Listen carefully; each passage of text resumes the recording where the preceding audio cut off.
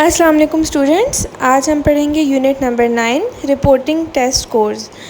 जब हम टेस्ट लेते हैं उसका असली फ़ायदा तब होता है जब हम उन स्कोर्स को समझ भी लें और रिपोर्ट भी कर सकें। स्टूडेंट्स को, उनके वालिदैन को और स्कूल के ज़िम्मेदार लोगों को हम रिपोर्ट भी कर सकें। रिपोर्टिंग का मतलब होता है स्टूडेंट के टेस्ट रिज़ल्ट्स को किसी ऐसे तरीके से शेयर करना जो समझने लायक हो, आसान हो और मददगार हो।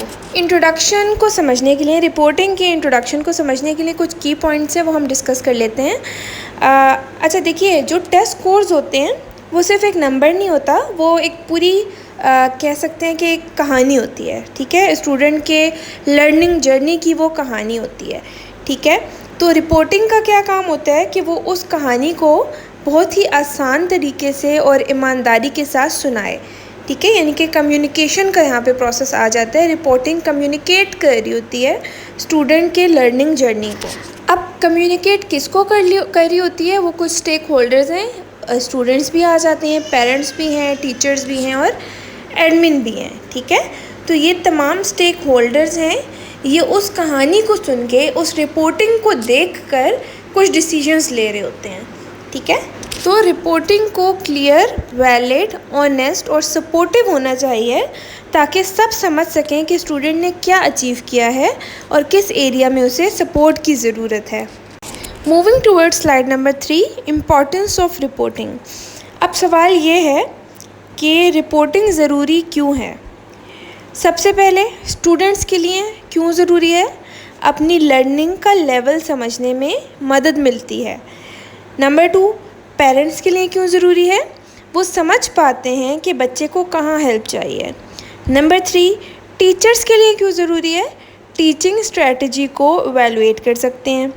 नंबर 4, स्कूल एडमिन के लिए क्यों ज़रूरी है, डेटा यूज़ करके पॉलिसी डिसीजंस और प्रमोशन प्लान करते हैं।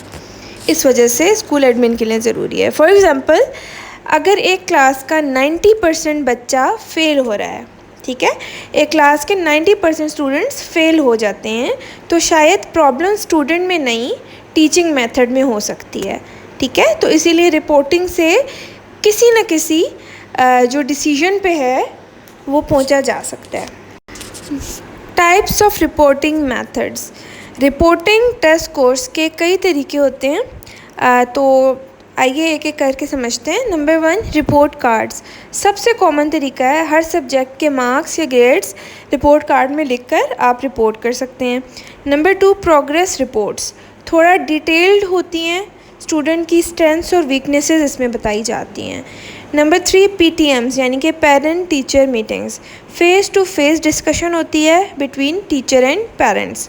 Number 4, portfolio. स्टूडेंट का काम एक जगह इकट्ठा करके दिखाया जाता है, यानी कि ड्राइंग्स हो गई, असाइनमेंट्स हो गई, टेस्ट वगैरह, ये तमाम चीज़ें एक साथ जमा करके फिर दिखाई जाती हैं।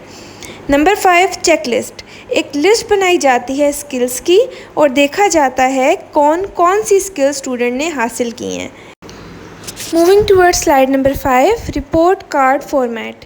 रिपोर्ट कार्ड का स्ट्रक्चर केयरफुली बनाया जाता है, includes student name, class, roll number, हर सब्जेक्ट के marks, attendance, teacher comments, parents signature. एक एग्जांपल देख लेते हैं, टीचर कमेंट्स किस तरह के होने चाहिए। Ali is improving in mathematics but still need support in science concepts. ठीक है, तो कमेंट्स में हमेशा सपोर्टिव टोन यूज़ करना चाहिए ताकि मोटिवेशन बढ़ा सकें आप स्टूडेंट्स की और पेरेंट्स की भी। Moving towards slide number 6, letter grades and their use. Raw scores कभी कभी पेरेंट्स को समझ नहीं आता, इसलिए लेटर ग्रेड्स यूज़ की जाती हैं। फॉर एग्ज़ाम्पल, 90 से 100 मार्क्स हैं तो A+, 80 से 89% मार्क्स हैं तो A ग्रेड, जो कि वेरी गुड होता है। 70 to 79 मार्क्स हैं तो B ग्रेड, यानी कि गुड रिज़ल्ट। 60 to 69% मार्क्स हैं तो सेटिस्फैक्ट्री और C ग्रेड। 50 to 59% मार्क्स हैं means need improvements and D grade, और बिलो 50 मार्क्स हैं तो फेल, यानी कि F ग्रेड। ये सिस्टम ज़्यादा अंडरस्टैंडेबल है, स्पेशली उन पेरेंट्स के लिए जो परसेंटेज सिस्टम से फेमिलियर नहीं है। Moving towards slide number 7, narrative reporting और प्रोग्रेस रिपोर्ट्स। नैरेटिव या डिस्क्रिप्टिव रिपोर्टिंग में हम स्टूडेंट के बारे में रिटन कमेंट्स लिखते हैं, जहां मार्क्स के बजाय उनकी लर्निंग जर्नी दिखाई जाती है। एग्जाम्पल देख लेते हैं। Ayesha shows creativity in writing stories, needs guidance in sentence structure. ठीक है। फोकस ऑन स्ट्रेंथ्स, ये टीचर्स के लिए कुछ टिप्स हैं। Focus on strengths, give suggestion for improvement, avoid negative और जजमेंटल वर्ड्स। ठीक है। Now moving towards checklist and rating scales. Checklist और रेटिंग स्केल्स असेसमेंट को ज़्यादा प्रैक्टिकल बना देते हैं। अगर हम एग्जांपल लें चेकलिस्ट की, can write simple sentences, can solve word problems, participates in group discussion. ठीक है। तो ये अब चेकलिस्ट है। अब स्टूडेंट जिस चीज़ में अच्छा होगा उसको आप टिक कर देंगे। ठीक है। और रेटिंग स्केल की अगर बात करें तो इसमें नेवर, समटाइम्स, ऑफन, ऑलवेज़, आप इस तरह से हर चेकलिस्ट के आगे आप ये वाली ऑप्शंस दे सकते हैं।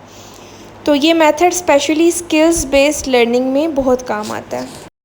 Moving towards slide number 9, portfolios as reporting tool. Portfolio एक फ़ाइल या फोल्डर होता है जिसमें स्टूडेंट का बेस्ट काम इकट्ठा होता है। Includes assignments, drawings, class work, teacher feedback, student reflection. इसका यूज़ क्या होता है कि इसके थ्रू स्टूडेंट्स की ग्रोथ दिखाई जाती है। जब पेरेंट्स टीचर्स मीटिंग्स होती हैं तो उनमें एज ए एविडेंस इनको यूज़ किया जा सकता है। सेल्फ असेसमेंट भी हो सकता है पोर्टफोलियोज़ के through. Moving towards slide number 10, verbal reporting और पीटीएम्स, यानी कि पेरेंट टीचर मीटिंग में सबसे इफ़ेक्टिव तरीका होता है डायरेक्ट कन्वर्सेशन। ठीक है। फीचर्स क्या होंगे किसी एक गुड पेरेंट टीचर मीटिंग के? Friendly environment, listen actively to parents, share examples of students work, offer suggestions, not just problem. For example, Usman is good in oral presentations but he needs help in writing long answers. Maybe try some writing practice at home, etc. etc. आप इस तरह से comments कर सकते हैं parents को। Moving towards slide number 11, essentials of good reporting. Good reporting should be clear and simple, honest but not harsh, actionable यानी कि मुझे क्या करना चाहिए, इस तरह के क्वेश्चंस होने चाहिए। Free of complex education terms, avoid saying student is weak, instead you can say student is developing, understanding and needs more support. Now let's discuss some ethical aspects in reporting. जब आप किसी का result report करते हो तो कुछ ethical rules का ख्याल ज़रूर रखना चाहिए, जिसमें आ जाता है आपके पास कॉन्फिडेंशियलिटी। किसी का रिज़ल्ट किसी और को ना बताएं। Avoid labelling, for example slow, dumb, failure, इस तरह की लेबलिंग को आप अवॉइड करें। Be culturally sensitive, encourage improvement not shame. Teacher का काम क्या है कि स्टूडेंट को नीचा नहीं दिखाना, ऊपर उठाना है। तो इन चीज़ों का आपने ख़ास तौर पर ख्याल रखना है। तो स्टूडेंट्स, आज के लेक्चर में हमने देखा कि reporting is not just marks, it's a message. Her reporting method का अपना स्टाइल है। Report cards, PTMs, checklist, portfolios, language और एटीट्यूड मैटर्स, एथिक्स और पॉजिटिविटी बहुत ज़रूरी है इन रिपोर्टिंग। जब एक टीचर ऑनेस्टली और आसानी से रिपोर्ट करता है तब स्टूडेंट के लिए प्रोग्रेस का दरवाज़ा खुलता है। तो अपना काम सिर्फ मार्क्स देना नहीं, समझाना भी है और रास्ता दिखाना भी है। इंशाल्लाह मुलाकात होती है नेक्स्ट लेक्चर में। तब तक के लिए keep learning, keep growing, keep shining. अल्लाह हाफ़िज़।